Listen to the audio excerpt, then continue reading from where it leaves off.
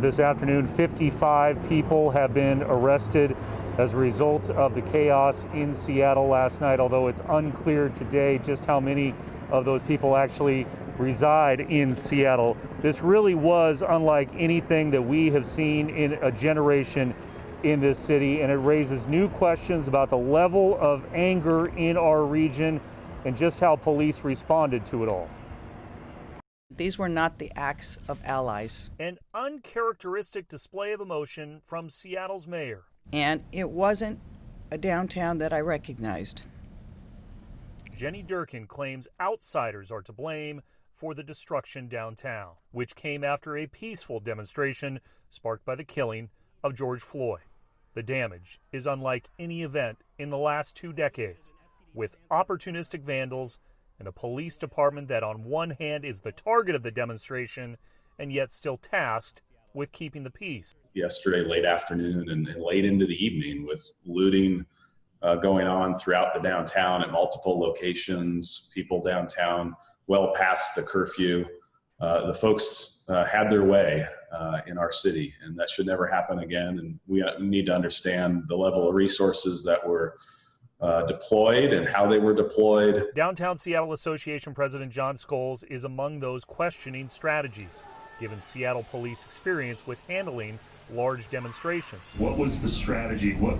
It seems like the strategy here on crowd control was different than protests we've seen in past years. Why were people still looting after the curfew was in place? Our strategy was really to try to make sure that people had the opportunity to exercise their right to free speech and to demonstrate and to protest in their constitutionally protected free speech rights.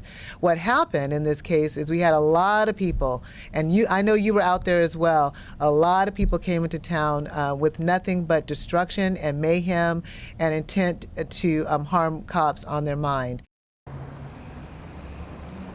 Durkin claimed today that police staffing was on par with previous protests in Seattle, but we can tell you something was different last night. Just covering these protests over the years, Seattle police have used different strategies in terms of crowd control, using bike units to force people into different parts of town away from downtown, and for whatever reason, that did not happen last night. Reporting live in Seattle, I'm Chris Daniels, King 5 News. So, Chris, there are a lot of questions tonight about the actions of at least one police officer in particular, and it has to do with video of a young girl. Tell us about that.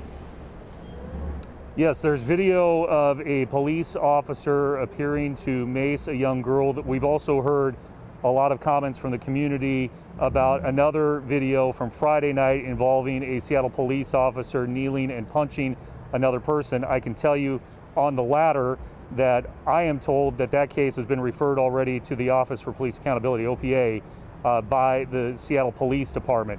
As far as that other case involving the little girl, a lot of people have pointed out to us what appears to be a Seattle police officer covering up their badge. Here is what the Seattle mayor had to say about that particular situation. Anyone cares to Google mourning, M-O-U-R-N-I-G, as if grief and mourning badge or honor badge. This has been a tradition in law enforcement for generations and decades. And the purpose of it is when a fellow law enforcement officer's life is killed, they wear across their badge a block memo that is taken off after they're able to bury that officer.